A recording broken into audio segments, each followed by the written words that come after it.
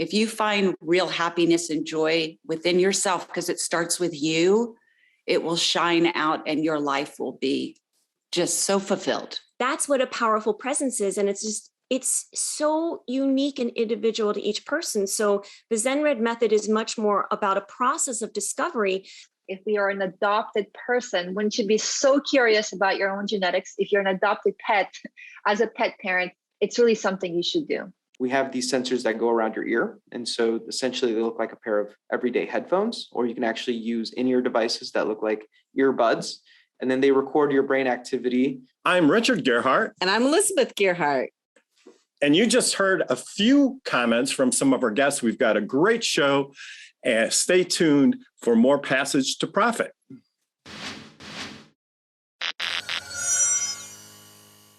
I'm Richard Gearhart. And I'm Elizabeth Gearhart. Welcome to Passage to Profit, the show that's all about entrepreneurism, innovation, and the intellectual property that helps it flourish. Tonight on our show, we have the marvelous Marci, who hosts the show Wake Up with Marci, and she'll be a fascinating guest.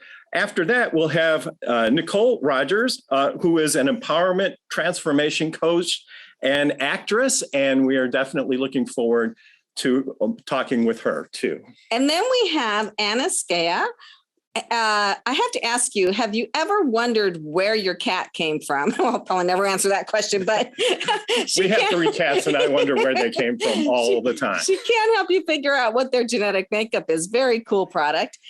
And then Dr. Ramses Alcaide with Neurable. So Ramses is going to help us figure out how to use our brains to control objects, which is very cool. You've been controlling my brain for years. Is your brain an object? Anyway, on we go. It's my second favorite object. So anyway, but before we do that, it's time for IP in the news. So what's on the calendar for this evening? Well, since Dr. Ramses came, we thought that we should try to find a mind control patent, which we did. Honda filed a patent for a motorcycle that you can control with your mind, some aspects of it. I don't think it helps you balance. So, that sounds really safe for some reason. I mean, motorcycles are nutso to begin with. And to be like steering it with your brain. I mean, well, like what if you look over to the side? Does the motorcycle like veer off the highway or? So the system includes a brain machine interface. It's in the helmet, I think. Do you have to shave your head and then put a little chip in there? Well, what was interesting, though, when I was looking, this actually came from Simon Hancock's. He did an article last year and on visordown.com. But when I was looking for this patent application, because it hasn't issued as a patent yet, there are a lot of patents and patent applications for using your mind to control devices. And a lot of them are from China. Well, that kind of makes sense, doesn't it? I mean, no offense to our Chinese listeners, but no, they really are moving ahead very quickly in the technology area. And so that is pretty interesting factoid. So the picture on the patent shows the driver doing a wheelie.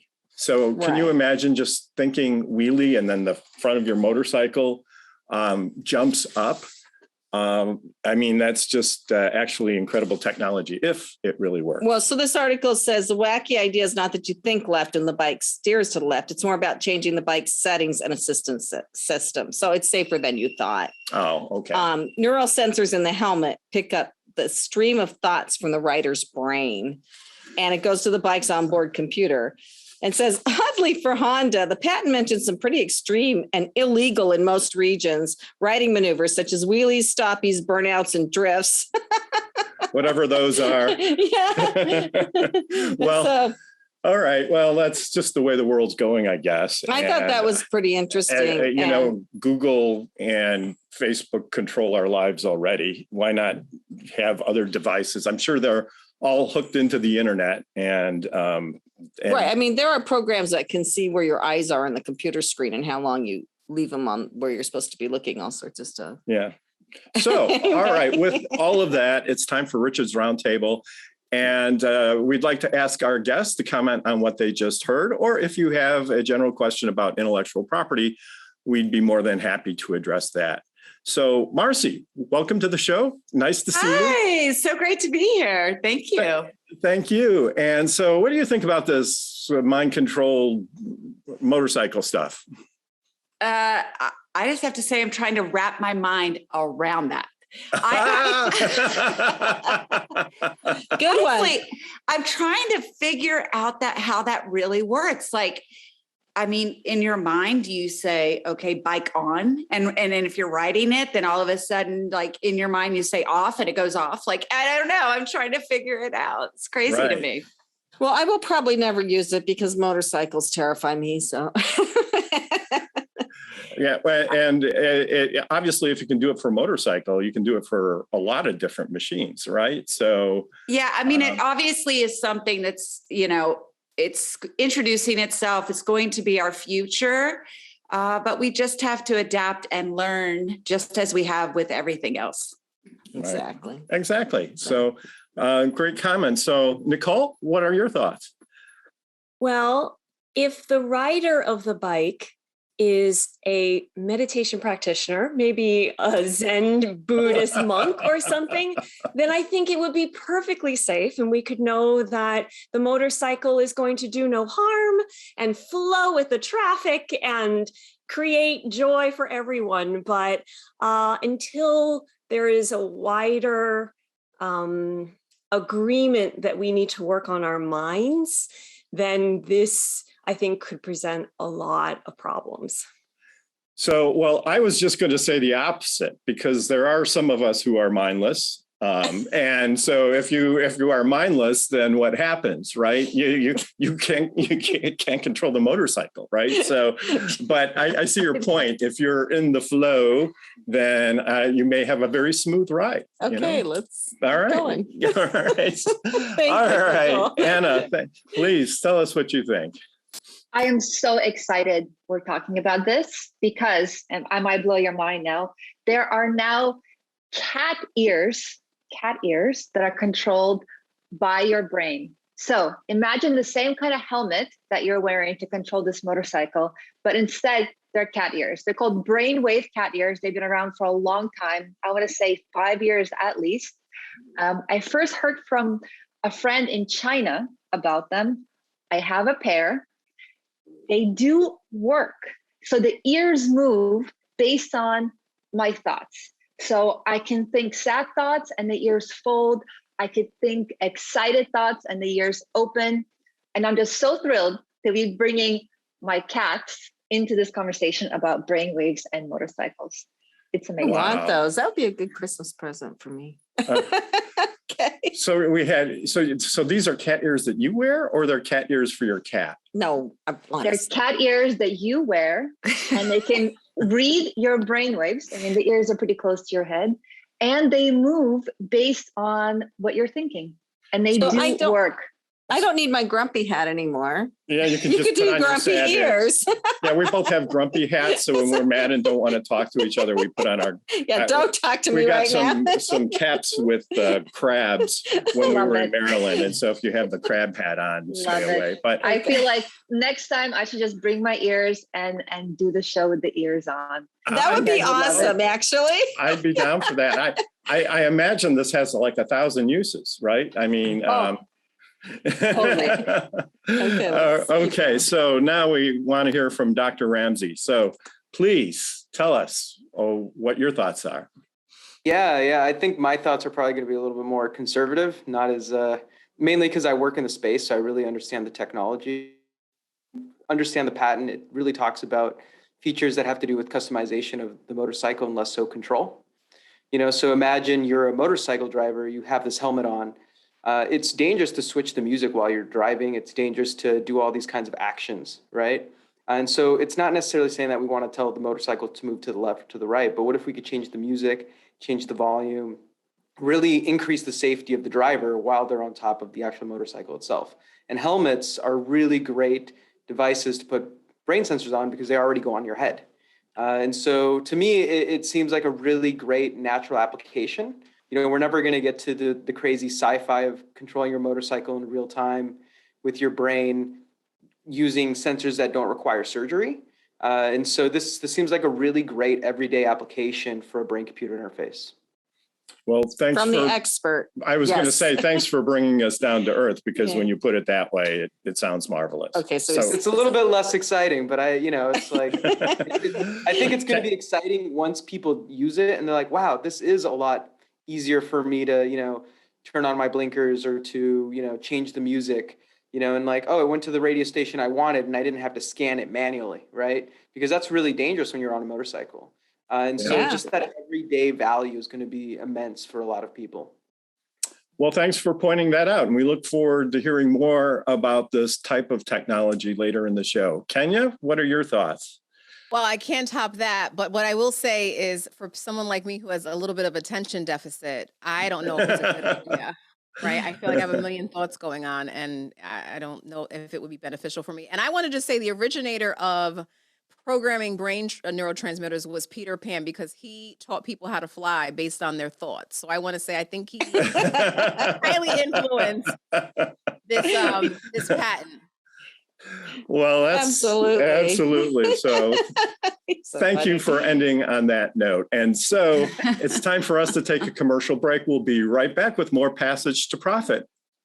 Welcome back, everybody. It's Passage to Profit. We have such a fantastic show for you this evening, and I am pleased to announce that we have the marvelous Marci Hopkins on our program this evening. And she's a TV personality. She's a host. She has her own show on WLNY TV.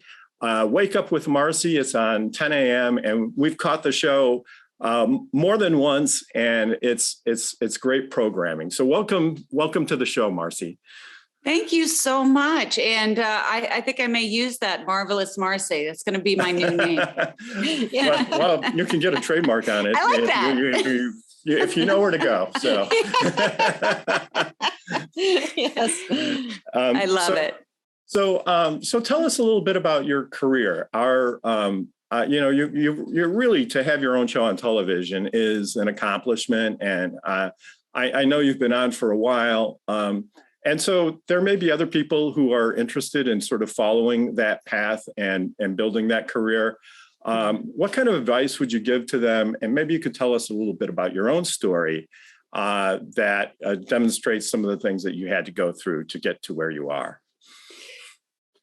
Well, I could be here all day now, but let me say this as quick as I can. First of all, I've always worked in television. I just love the creativity and the industry.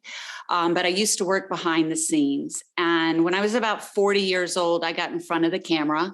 I decided to go for a passion that I had when I was a teenager. And I started with commercial print, commercial acting, that moved into indie films and such. It got to be a little too much, because I will tell you, in the modeling and acting world, it takes a lot of time. And I was a mother, still a mom, but a mom of two young children at the time. So having to go into the city for auditions, having to be available last minute, it took a real toll on me. And so I took some time off, and some things occurred, and I met someone that had a studio. I was going to help him get some people into his studio, and it came up about a talk show. And that seed was planted for me. And I was like, okay, instead of getting guests and sponsors for this talk show, why can't I have my own talk show? And it was something that stayed with me. And at that time, it was when Facebook Live was getting really popular. So this was about 5 years ago. And I decided to just launch on Facebook Live and start interviewing entrepreneurs. So I ended up having a social media talk show called Coffee with Marci. I interviewed entrepreneurs and nonprofits in the community, gave them a voice in the community, and it took off, and it was awesome. And it was really needed.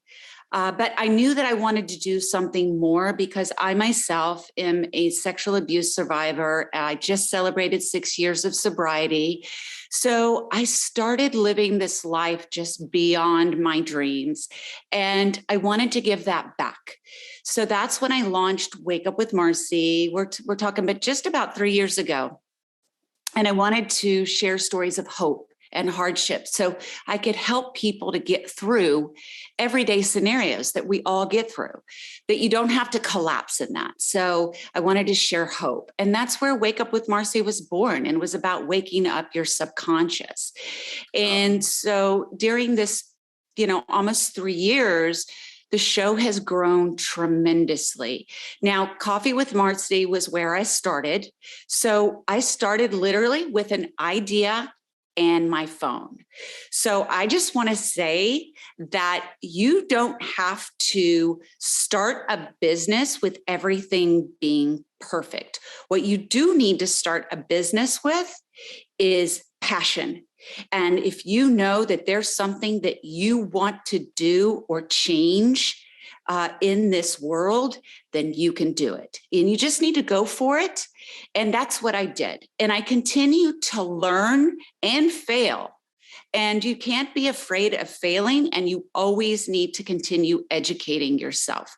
I used my past experience, but I also had to learn a lot. I had to learn all about social media. I had to book my own guests. I have to do my own writing. I was producing my own shows. It's all my own idea. I mean, this is what I love, and the mission behind it, making a difference. And that's just what I've stayed with. And now here I am every Saturday morning on a CBS owned affiliate, WLNY, every Saturday morning at 10 a.m. I'm now writing a book, and I'm just really trying to make a difference in people's lives. And that is with stories of hope, celebrity inspiration, education, and resources so we can move forward in our lives. Wow. That's excellent. I think that part of your success is due to the fact that you found something that people really want. So like you can invent a new way to sit on a chair, but nobody's going to use it. Right? So, but I think that you also have to think about that. Like, what? I couldn't think of anything else, but people have to think about that when they're coming up with an idea for something. It has to be something people want. And I think you do, especially with what you're doing, have to be incredibly passionate about it. You do. And I just want to say that I am now working on an invention. My prototype's almost done, and it's called Carcentials. This was an idea that I had literally 13 years ago when my daughter was 2 years old. And I had someone come on my show. So this is just saying, when someone comes into your life, she helps people with inventions. I told her about my idea, and here I am 13 years later, and my prototype's being done. So you don't need to give up on a dream or an idea that you've had. Just wait for the universe and for the right people to come into your lives, and you can make it happen. Wow, that's great. I mean, I think there's a lot to be said for patience, because there's everybody is sort of wants to get everything done or achieve everything as quickly as possible. And really, I think success is just a matter of being patient and, also being driven, but also just knowing that the time for it will come when you're ready for it and the world is ready for it. So. That's exactly right. And you do need to be patient. Don't give up too soon. Enjoy the journey, right? Like we want so quickly, but it really doesn't work out that way. So we need to be patient and enjoy and just keep striving for what we want. It'll come. So you have a book coming out. Do you have any thoughts about where you want to take your show next?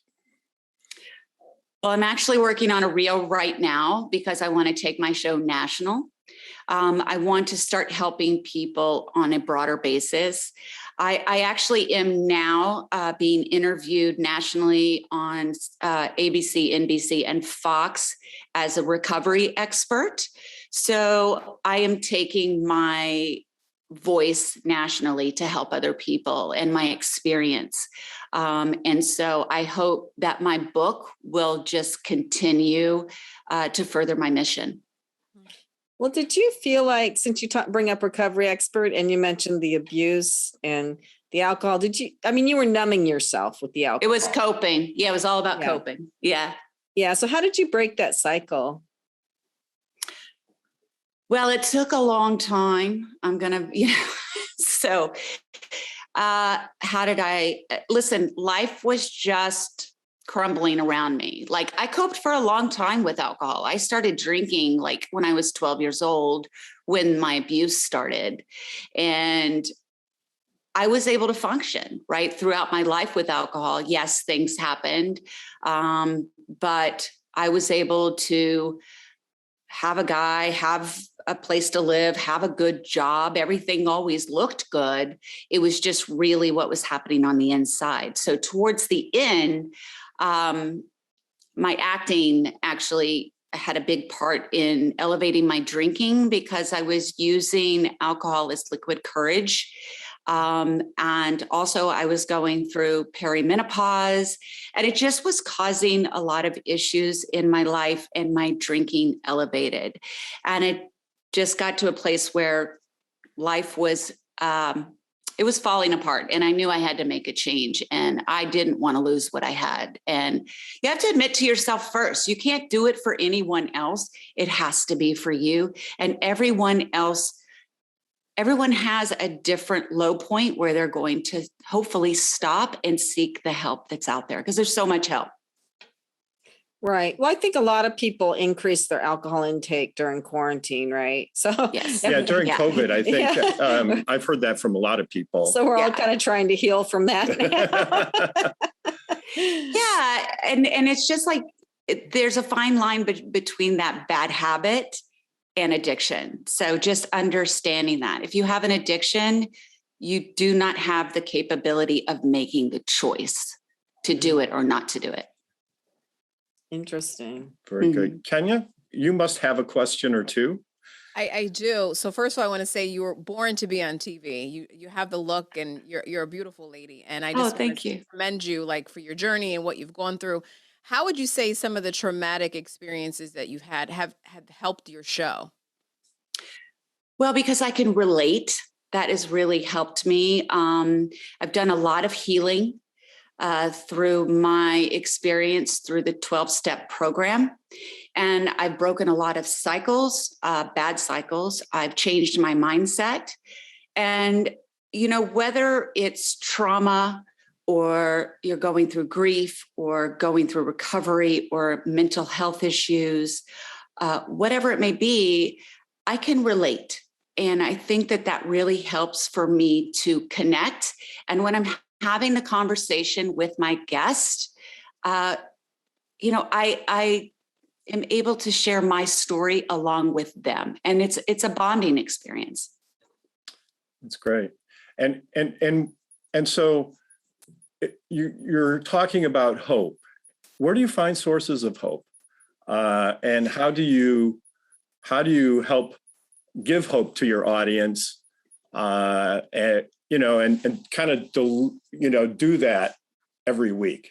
Well, first of all, I just want to say there is so much hope out there, and sharing your story gives so much hope, and it helps you to recover. Whether you're sharing it on a television show, or you're sharing it with a close friend or your therapist, this helps you to recover. And when you're sharing your story, it helps someone else to feel safe in maybe sharing their story too. And when you start sharing your story, that's when your recovery journey begins, your healing journey begins. And how do I spread hope? It's through the stories and the inspiration of the guests that I have that come on, and they are willing to share their stories and be authentic in their truth. You can go online, you can go through all of the different avenues that are out there right now. and find a group that can help you. Go on Facebook, something you're going through, you can relate to someone, find a group, find someone that can help you and build that hope and change within your body and within your life. Well, I think it's wonderful that you're being so open about your struggles and how you overcame them, because when people look at you, as Kenya said, you are a gorgeous woman. You look like your life is completely together, like you never had a care in the world, right?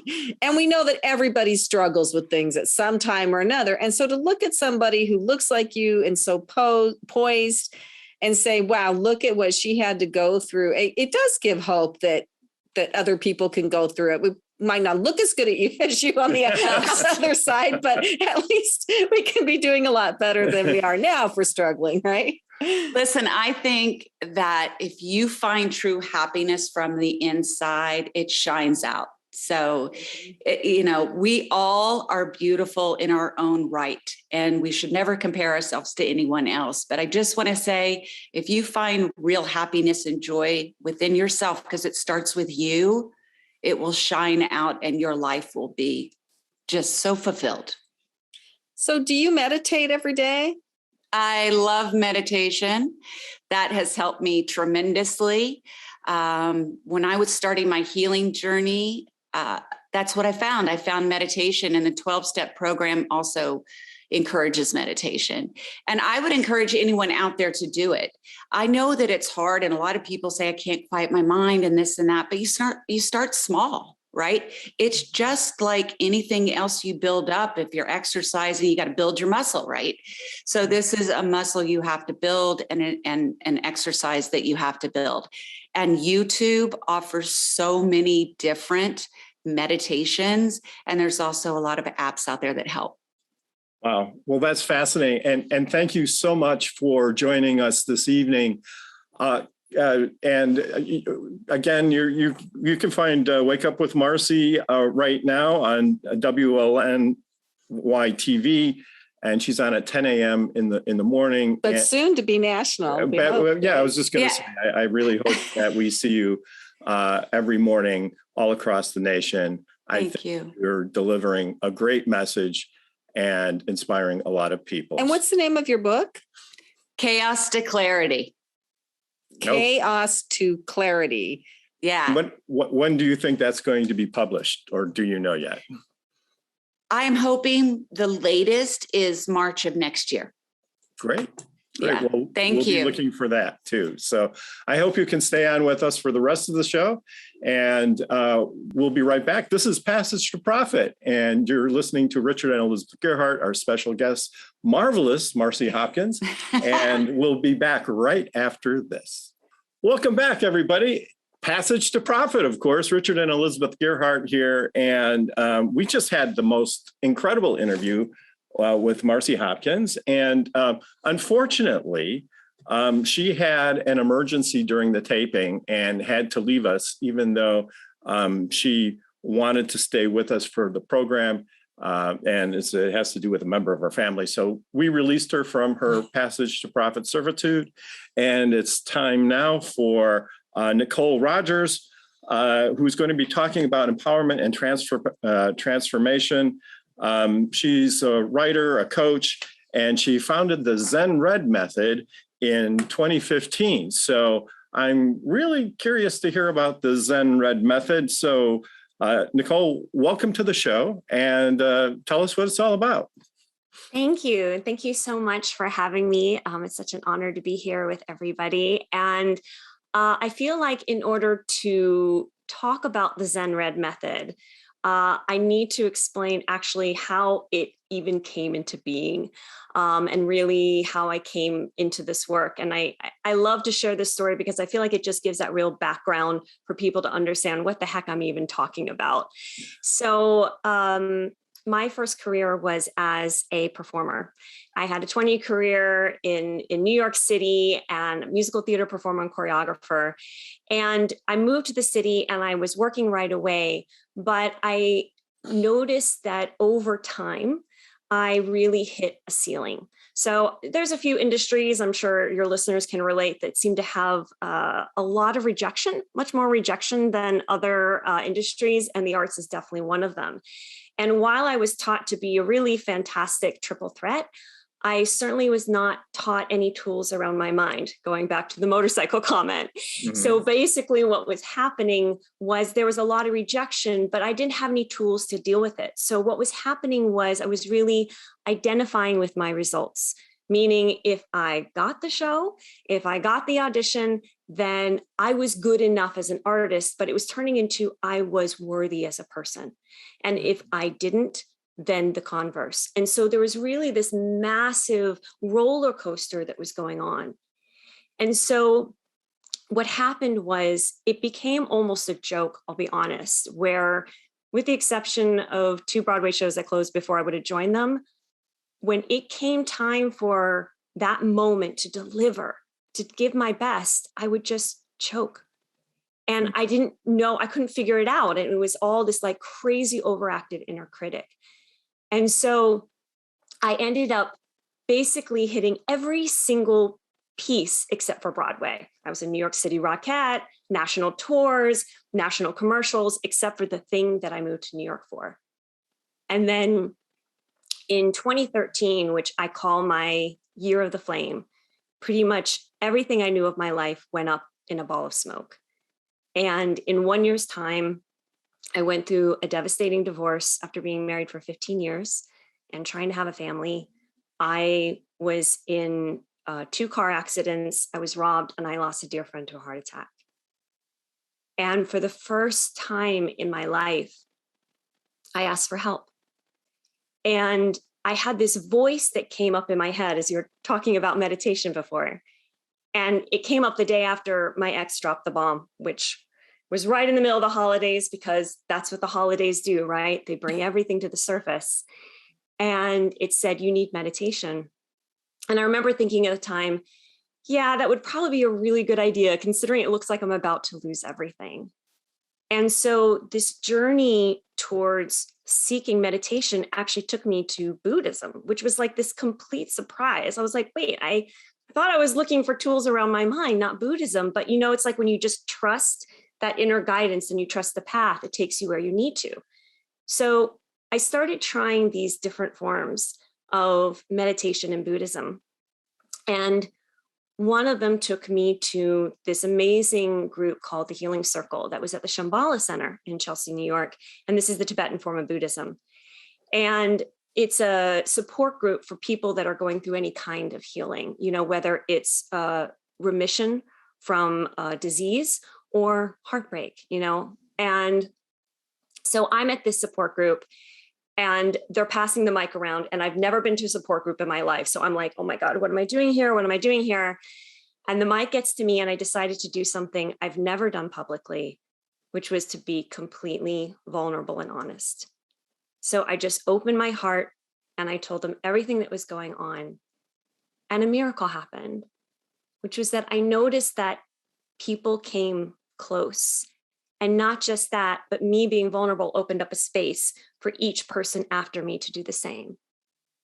And I realized that, oh my gosh, I've been wrong. Like I was in my late 30s at the time. And it's like, I always thought, and not just as a performer, but just as a woman and in my life, that if I showed up vulnerably, I would be rejected.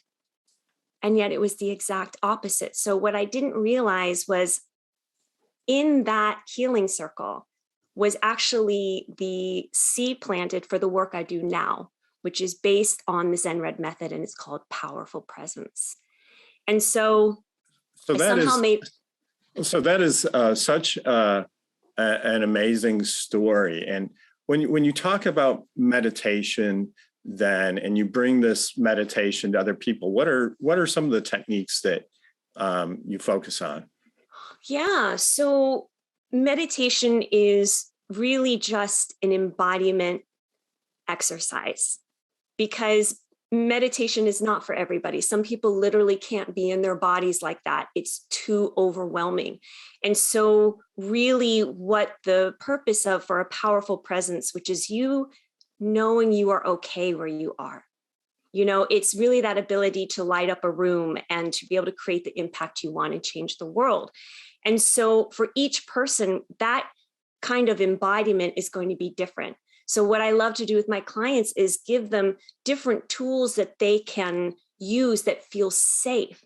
It feels safe for them to be in their body and to be able to connect to their power, because your power is not outside of you, right? It's not in what you wear. It's not in what you own. It's inside. And so that ability to really create impact comes from you connecting to your power. And so that comes from embodiment exercises, and meditation can be one of those, but I like to think of them more as silence practices. What are practices that bring you into your body so you can drown out all the noise, all the toxicity, all of the messages, and then be able to say, wait, I can trust what's happening inside because this is where my power is. Well, as an attorney, I would certainly like to drown out a lot of the toxicity that occurs during litigation. So I would, I really think that this method, could be helpful. Kenya, did you have any thoughts or questions? Yeah, Nikol, what are some of the misconceptions about meditation, would you say? Oh, well, one, that it's for everybody. I think that's really unhelpful. Like a one size fits all is not helpful for anybody, right? So I think when it turns into something that's forced on people, it's not, because especially if somebody has experienced trauma, being inside their bodies with all of that's going on is not going to feel safe. And so it can have the exact opposite effect of the person saying, I'm never going to get on the cushion. I'm never going to close my eyes. It's not safe to be inside my body. So wow. I think that that's probably the most important thing, is that it's not for everybody. The other thing around meditation, I think, is that the common misconception is that it actually stops your thoughts. Like people have this idea that there's like this switch that goes off. What it does is it allows you to create more space in between your thoughts and to recognize that you are not your thoughts. The problem comes when we identify with a thought that comes up and it might frighten us or scare us. And so we think, I am that, right? I am bad. No, you just have a part of you that's coming up and speaking. And so I think that's a really important thing too, is to recognize meditation is about slowing down. You know, it's really about self-discovery, but it's not about shutting off your brain, because your brain, like all your other organs, has a function. And one of those is to create thoughts. That's true. So Nikol, in your bio here, it says your clients learn to reframe how they think, feel, and then act from a place of power, and which I think is really important. And I think your story gives you credibility, shows that you were able to figure all this out and do it yourself, and you can help other people do it now. How do you know when you're coming from a place of power? Yeah. So I feel like this comes back to the inner reference versus outer reference. You know, it's like, if I'm going to use the example of maybe being on stage, if somebody is giving a talk or a presentation or an interview here with iHeartRadio, you know, it's a question of, you know, where are you? Like, are you connected down in your body? Can you feel your feet on the floor?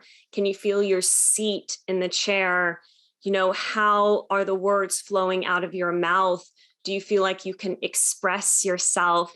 Do you feel like you can kind of, if there was a flub, that it's like, all right, I can keep going. So, you know, it's that you are trusting yourself as opposed to completely placing all of your attention on, is it okay?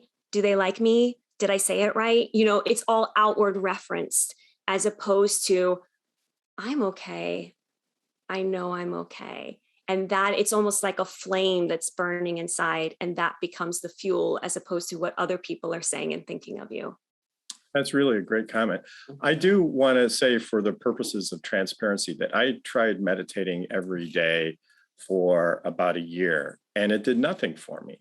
And it's not that how can I explain this? I'm not sure that I was doing anything wrong. I mean, I was sitting, and then I was focusing on a mantra and just trying to quiet my brain. And I got to the point where, believe it or not, my brain was occasionally pretty quiet, but I didn't really see the payoff in my outside life. And so being a very time conscious person, I just kind of said, well, I'm doing this, but I'm not really seeing what the benefits are.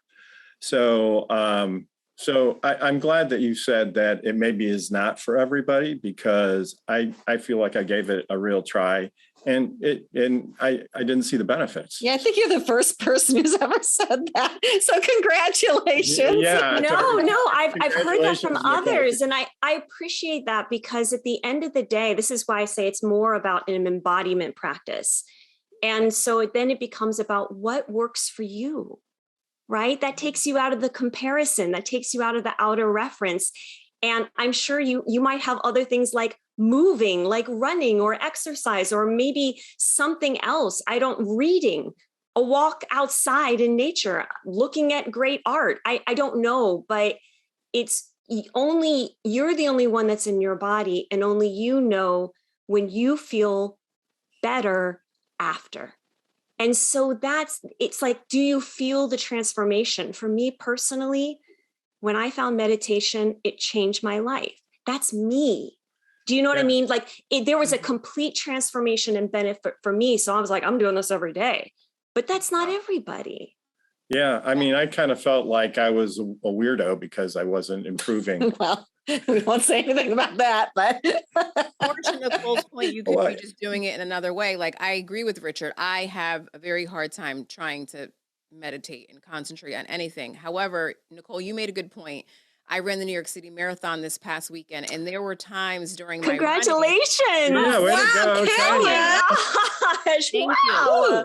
To your point, there were times where I was running where I wasn't thinking about anything. Like my mind was still, and I was just focused on that one thing. And I'm like, I remember I'm stopping. I'm like, oh my God, I think I might be meditating. It was weird. I had that thought, right? But I was doing it long enough to like detach myself from all the other millions of thoughts I typically have. But yeah, I think exercise, I find that I don't think about a million things. And maybe that's my form of meditation, right? I need to move. And you know, it happens with golf. I don't golf very well, but like that's the only time where I don't think about a million other things. And maybe that's just a form of movement that my body likes, where it's able to detach itself from all the millions of thoughts. Yeah. And I feel like it's you just recognizing what is it that brings me into harmony and balance, right? As opposed to it's all the brain, but that it's the brain and the body. So in golf, you've got both, right? Like your brain has to be working to be able to hit the ball and the swing and all of the numbers that are associated. But there's more harmony within your being. So it's like, that's what a powerful presence is. And it's so unique and individual to each person. So the ZenRed method is much more about a process of discovery so that you can discover what that is for you, take you out of what works for other people. And that you're like, no, I can stand in my truth, that this affirms my life. This connects me to my power, and I trust that over anything else. Well, Nikol, that is a wonderful message. And we have to move on to our next segment. But before we do, I'd like you to tell our audience where they can find you and how they can learn more about your practice. Oh, thank you so much. Yeah. So you can find me at my website, NikolRogers.com. And for those listening, it's a crazy spelling. It's NikolRegers.com. I'm on Instagram, Nikol_Rogers. And please reach out, DM me, and let me know any questions that you've got from anything I've spoken about today. And thank you so much to both of you and everyone here, and Kenya, for your fantastic questions. It's been an honor to be here. Well, thank you very much. And I feel calmer already and ready to start the next segment of Passage to Profit. We'll be back right after this. Well, welcome back, everybody. It's Passage to Profit. And we've had some really fantastic guests this evening, Marci Hopkins and Nikol Rogers, both with very informative and discussions. And we've certainly enjoyed having them so far. Now, however, it is time to move to Power Move. So, Kenya, what is our power move segment for this evening? Yeah, so we're going to be talking about Cameo. I'm not sure if you're familiar with Cameo, but it is a celebrity shout out app. So celebrities get an opportunity to get paid to give a shout out to anybody you want. The going rate's anywhere from $1,200 a shout out down to maybe a few $100s. But there's a lot of celebrities who are making a lot of money doing this. And Cameo recently announced that they are going to be acquiring Represent, which is a platform that's going to allow them to now combine the shout outs with being able to sell merch, which is going to be more profitable and another revenue stream. So the technology is going to be able to help them also create opportunities for fundraising and charitable donations. So it's very cool. It's backed by Jennifer Lopez is someone who's on Cameo, Ed Sheeran, Kendall Jenner. So if you're looking for a shout out, you can check out Cameo and now Represent, and you're going to be able to connect with them, buy merch, and it's going to be this whole new celebrity experience. So shout out to Cameo. All right, Kenya, are you on shout out or Cameo? I am not. No one wants to pay me to shout out anything. Well, you should be. If you go on, we'll pay you. And Elizabeth, what about Fireside? Well, I'm going to say a little bit about Fireside, but I want to talk about a person in the community who recently passed as well. So Jack Killian was an incredible man in the entrepreneurial community in northern New Jersey. He had been very successful in a number of different ventures. He had a horse farm. He started Country Music Magazine. He just did a whole lot of things with his life, and he was still helping entrepreneurs. I don't know how old he was, but he was older than we are. So, but he was still helping entrepreneurs, and he had a lot of people that really cared about him and enjoyed his positive energy. And actually, when I started Fireside, he did a video with me, and he was so supportive and so positive. It's really hard. Yeah, Jack was he was an amazing entrepreneur. Very he was a guest on our show, of course. He was one of our first guests, and he was known for being a consummate networker. And he wrote a book on networking, which is sort of become a Bible here in New Jersey. Right. And so he really believed in the value of relationships in business. And there's a breakfast I'm going to. He passed away on November 5th, 2021. There's a breakfast I'm going to that his son is having.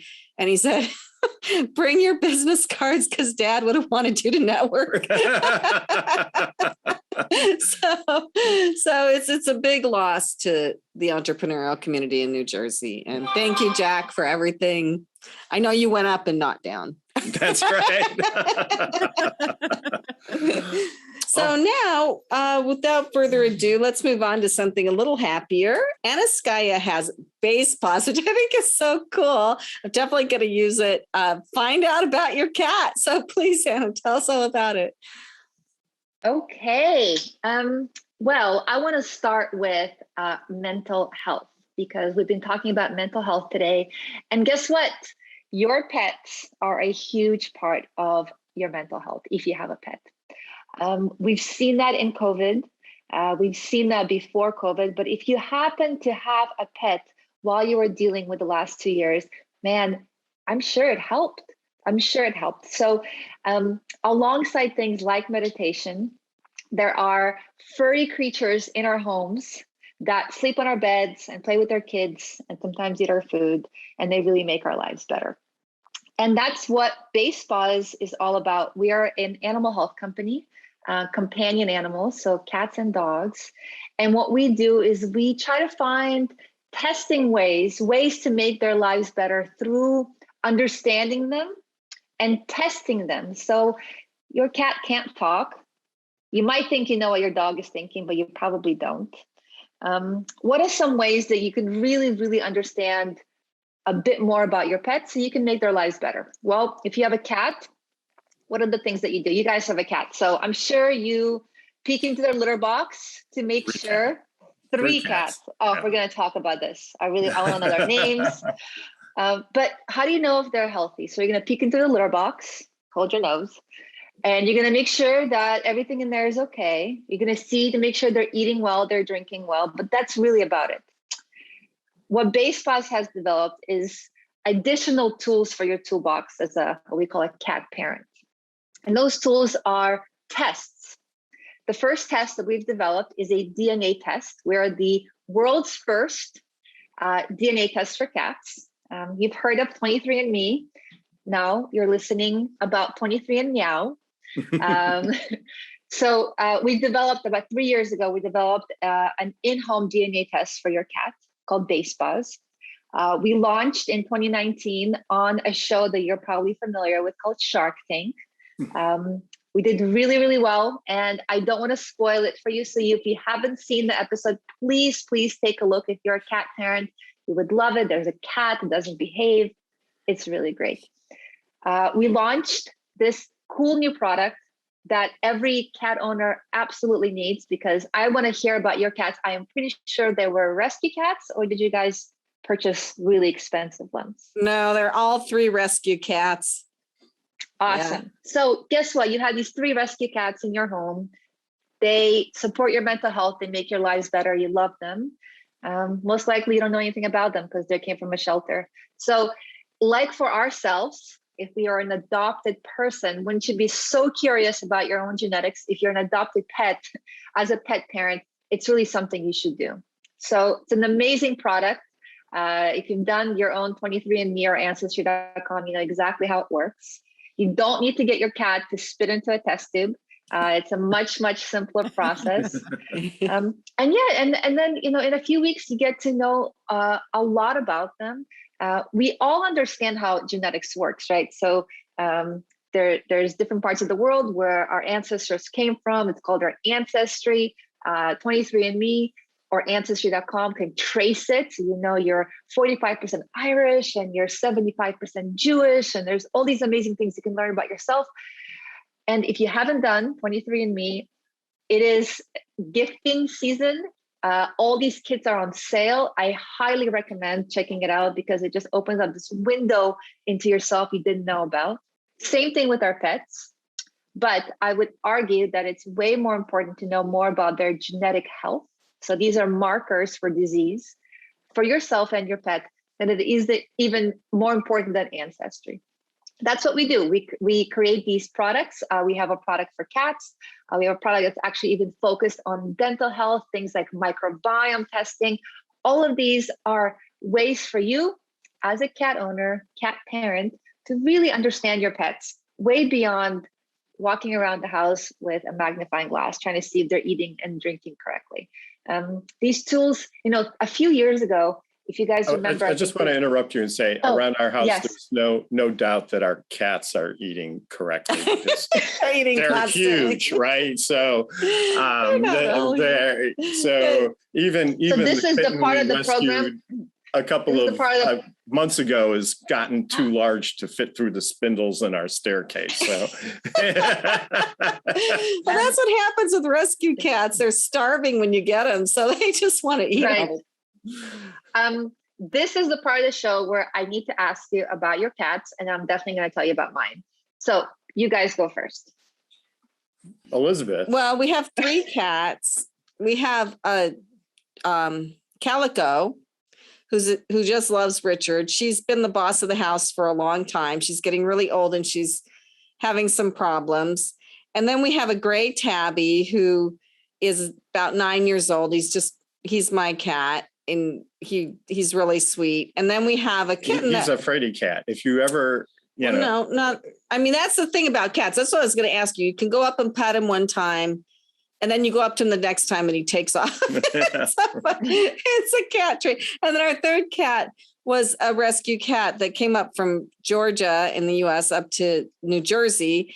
And we got her from a rescue group. And she's what they call a cream colored tabby. So she's not a golden tabby. It's really pretty color. She's almost pink.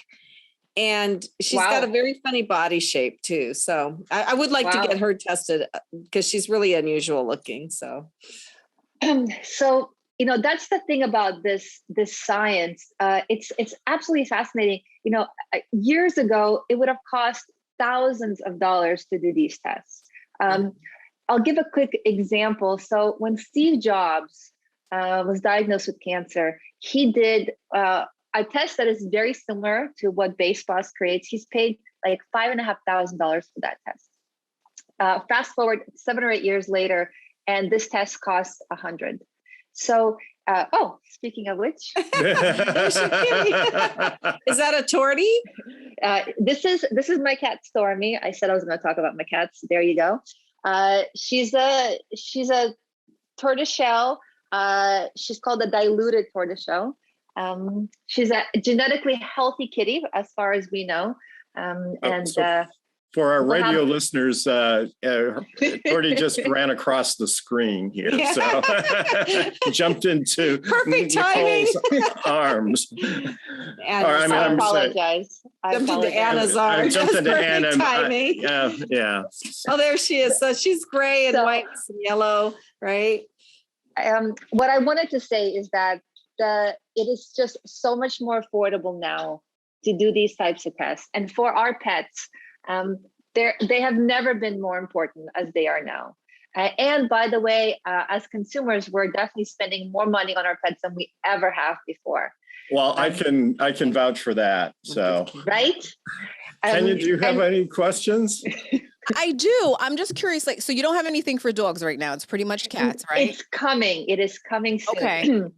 And then what is the reporting like? So you test your cat, like what type of data specifically shows up on like a report? Sure. So the most important data is we look at about 120 different health markers and diseases. So we're all familiar, for example, with the BRCA1 gene, right? This is a gene that codes for breast cancer.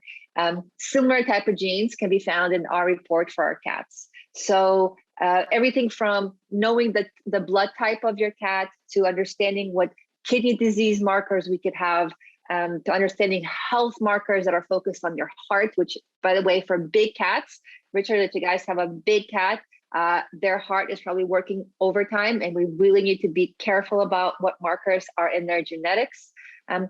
There's about 100 of those. So if you have a cat that has a positive marker, your relationship with your pet and with your vet radically changes. And you probably can prolong its life by a few years by just really understanding what that marker codes for. That's amazing. It is. So where can we purchase Basepaws? Is it an online product or? Absolutely. We're on Instagram, Basepaws. We're on basepaws.com. And we are in gifting season, which is like the best time to be purchasing these types of gifts. If you have a cat person in your life, most likely they don't know as much about their cat as they really can and should.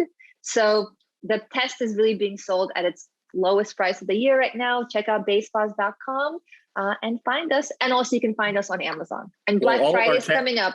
All of our cats have stockings for the holidays. So Yes. we can Put it in their stocking. We can put it in We're all their getting stocking. tested. I love it.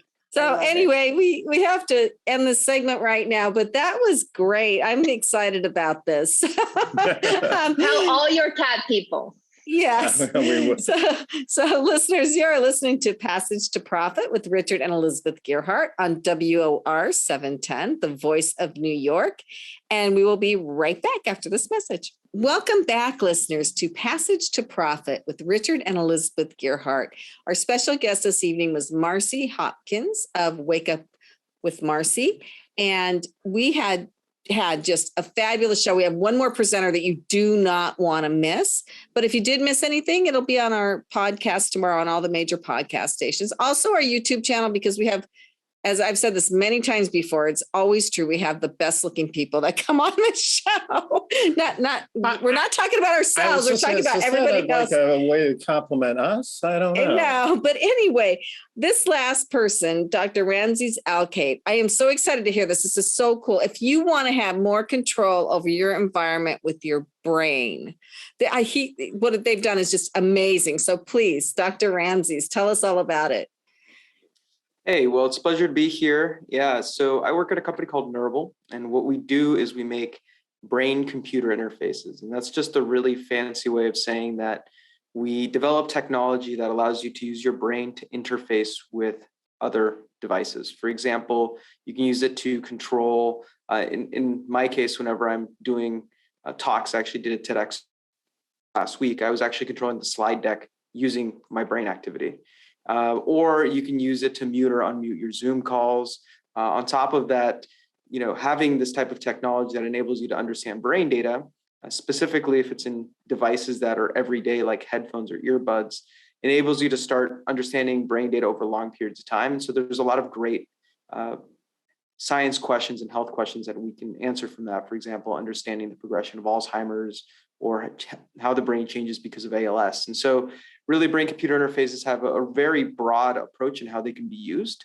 But at the end of the day, it's really a way to empower people to have more control of not only knowing their own cognitive health, but also the technology they're using. That's really fantastic. So the question that I am interested in as an intellectual property lawyer is how does the interface actually work?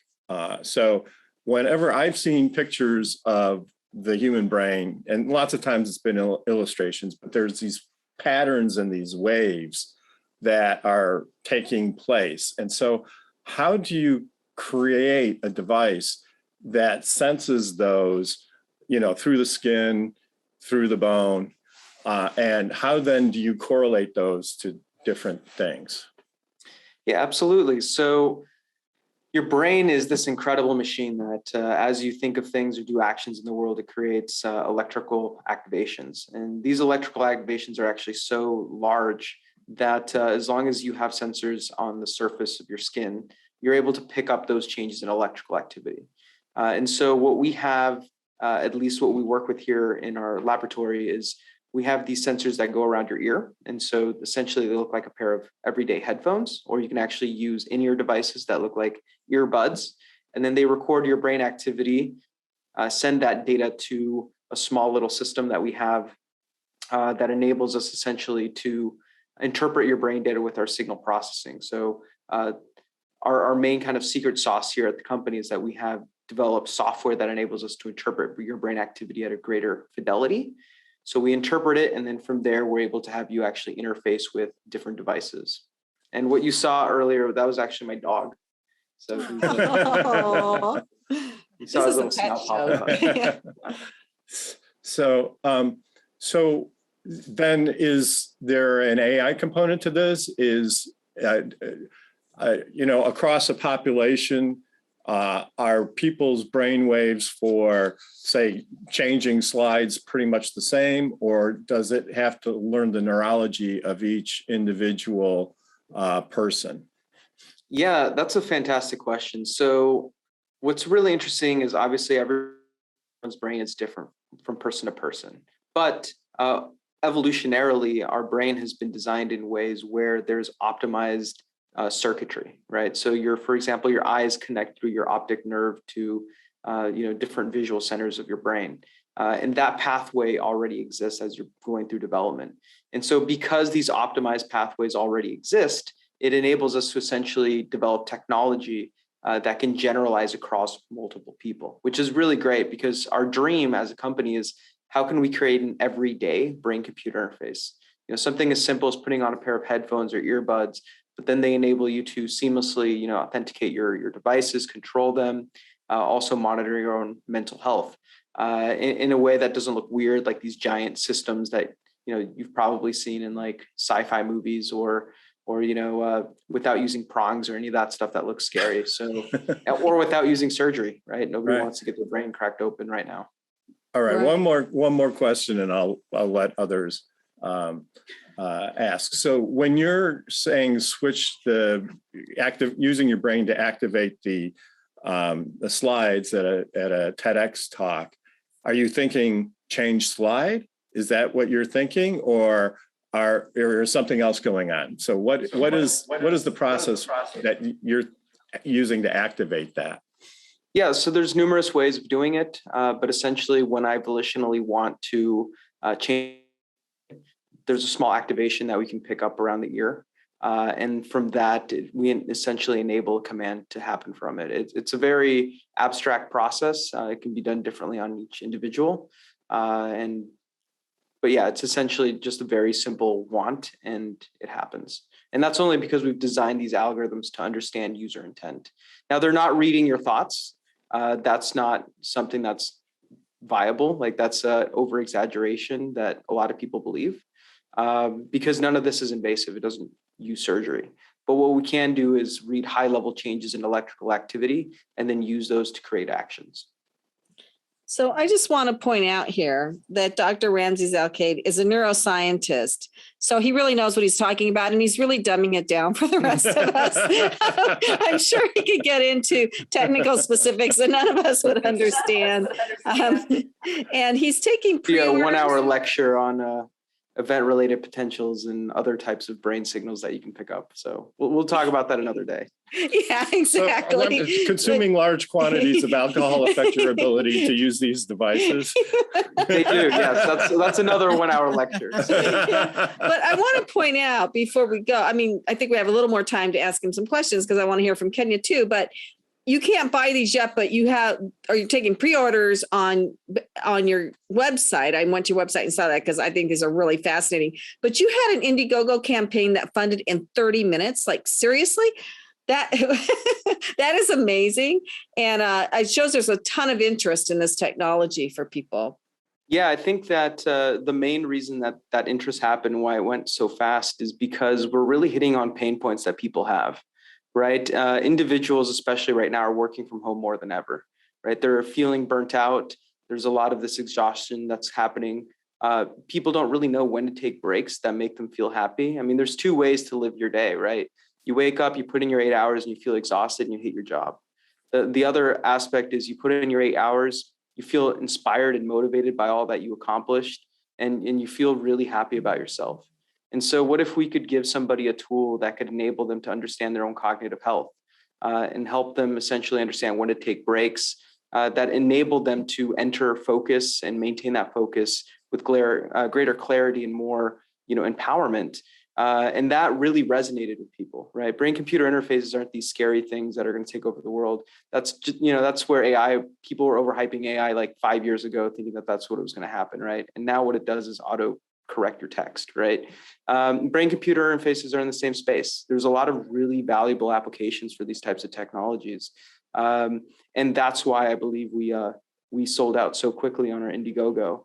And our main goal isn't actually to sell headsets. We're planning to bring this technology to as many headphone devices as possible.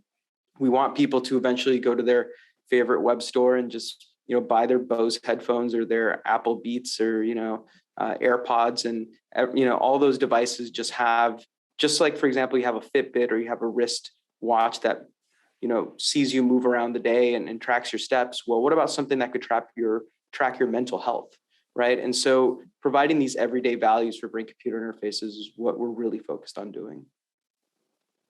Kenya. I feel like it's Christmas Day. I mean, if I wasn't in radio, I'd be doing what you do in terms of being a neuroscientist, because I think all this is super fascinating, and I'm big on brain health. I'm a fitness instructor. So in my classes, I implement some of these, brain training things, because the brain and the body work synonymously together, and what's going on with your brain is also an indication of what's going on with your body. So I had an MRI recently based on something you had said about just like us kind of being in quarantine and working from home for the last 18 months. And I was concerned cognitively what was going on with me, and just liking information and data. I'm like, I'm getting an MRI. I want to know, kind of where my mental health or my mental state is in terms of my cognitive ability. What's the difference between what you're doing when someone gets an MRI versus like someone who might use your technology to kind of evaluate their brain health?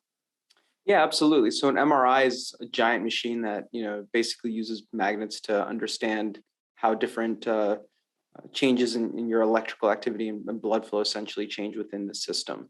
The systems that we're using, and I can actually just show you one real quick. They have these soft electrodes around the ear cups. So can so you collect something called? He's describing it. Yeah, it's basically a pair of headphones that has these soft meshes around the ear cup, and these meshes essentially pick up the data from around your ear. It's called electroencephalography, and this device isn't a giant magnetic, system that you put around your head that you have to go into a specialty clinic with. This is just a pair of headphones, right? Essentially, this is just a pair of Bose headphones.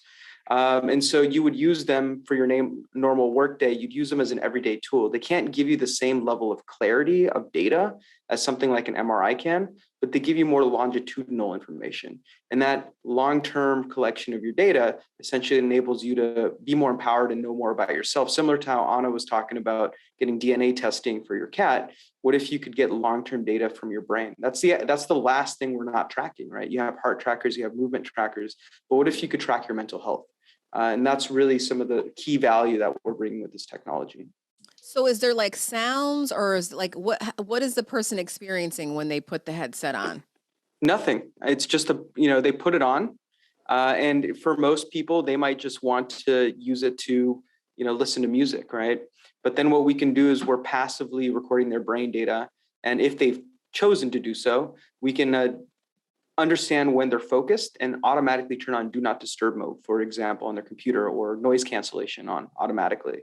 And then whenever they're getting distracted, we're able to play a small audio tone to get them back into focus.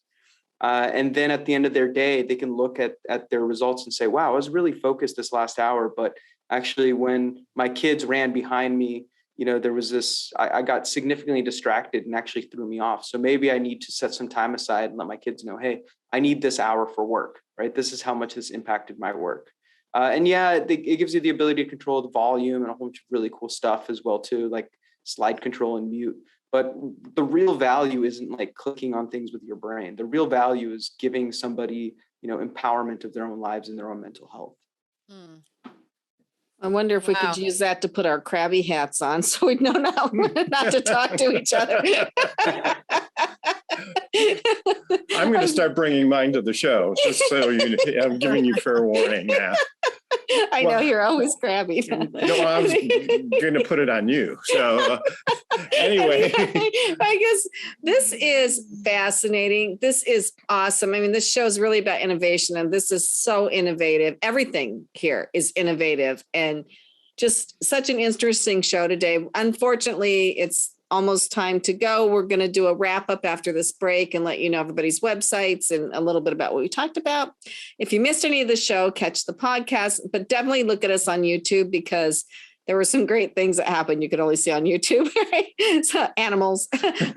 Anyway, listeners, we will be right back. You're listening to Passage to Profit with Richard and Elizabeth Gearhart on WOR 710, the voice of New York. Well, welcome back, everybody. Passage to Profit. What an amazing show tonight. I think it's just been so much fun, and we've learned so many different things. It feels like we've really dug into mind health and health in general a lot. Like it's amazing the things people are finding out. So to recap, we had Marci Hopkins, Wake Up with Marci. She has a TV show. It's at 10 a.m. Saturdays. It's in New York right now, but it's going to go national pretty soon, we hope. And it's just stories of people overcoming difficult situations in their lives and stories filled with hope. And her website is wakeupwithmarci, MARCI.com. Yes, during the taping of this, I said, wake up for Marci, and everybody laughed. Yes, we did. And then we had Nikol Rogers. I mean, Nicole's story will just blow you away. You really, if you missed any of it, you have to listen to this. You really need to go check her out. Her website is NikolRogers.com. She helps people live their lives from a place of their own power instead of getting buffeted by outside forces. She teaches you how to do that. It's amazing. Yeah, and her method is really cutting edge, because really there's a lot out there about meditation, but this is a very personalized approach, and it's not limiting the universe of meditation practices to just one kind of thing. So right. And then we had Anna Skaya with Basepaws, BASEPAWS.com, spelled just like it sounds. So you can find out all sorts of information about your pet that helps you make better health decisions for them. And also just gives you some background on them. So genetic information, et cetera. I would be very interested in hearing about cat reunions. through DNA profile. So I hope that she can come back. And, that's not happening. And introduce two cats who met each other after 7 years. Yeah, what do you think their first reaction is going to be? You've lived with cats with me for years. Anyway, and then we had Dr. Ramses Alcaide, Neurable, neurabl.com. So he is a neuroscientist, and he has developed these brain machine interfaces that really help you monitor your mental health and also help you do cool stuff like flip slides during a presentation stuff. But, they're really popular. It's the next wave of health, I think, innovation. Yeah, right. He's always the smartest guy in the room for sure. Yeah. So you can pre-order his product at neurabl.com, and it'll be widespread pretty soon. Where, you're catching it early by hearing it on the show. So you'll be way ahead of everybody because you'll be one of the first to have it. That's right. I'd like one that helps me control my mouth. But anyway, Kenya. And then Kenya Gipson. So Kenya Gipson contributed too. So Kenya Gipson with a P at iHeartMedia.com. Absolutely. And Kenya, any final words for our audience before we sign off? Yeah, I always try to find the common thread, and I'm actually going to borrow the word transformation from Nikol's title here, right? Because I think that was the theme. We talked to Wake Up with Marci about helping people transform their lives through hope and stories. And then we spoke to Nikol, who's helping people transform their lives by helping them tap into their power. And then we have Basepaws, right, where we're helping, pets get healthier through innovation and data. And then Dr. Ramses, who's doing incredible things with Neurable and helping people improve their cognitive health and well-being through information. So transformation and data are the name of the game today.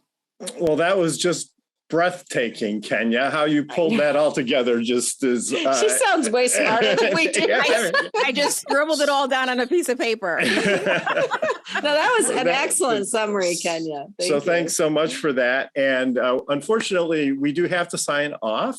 And stay with us. We'll be back again next week with another episode of Passage to Profit. And keep those cards and letters and texts and emails coming in. Especially for Noah.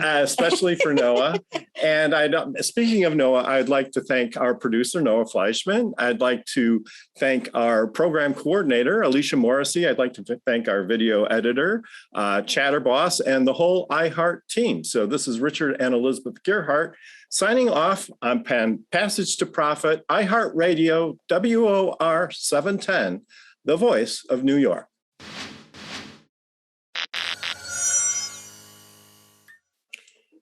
It's a wrap.